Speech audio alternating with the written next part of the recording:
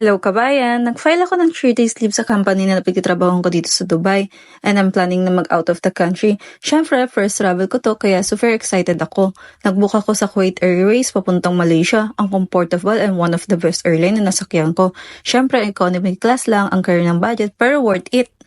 May connecting flight pala ako papuntang Kuwait and 8 hours din yung tinagal ko doon kaya nag-ikot-ikot talaga ako. Ang sarap sa feeling kasi dati pangarap ko lang mag-travel, ngayon nagagawa ko na. After ko mag-antay sa Kuwait airport, diretso na yung flight papuntang Malaysia. Habang tumatanaw sa bintana ng eroplano, narealize ko na lumilipas ang panahon pero yung memories at karanasan mo sa buhay parang nagpa-flashback at mapapansin mo na unti-unti mo na palang nararating yung mga plano mo sa buhay. Kaya payo ko sa inyo, huwag kayong mawalan ng pag-asa. Tuloy lang sa pangarap at tiwala lang sa may kapal kasi lahat ng hihingin mo sa kanya, ibibigay niya sa iyo lalo na sa ikabubuti mo.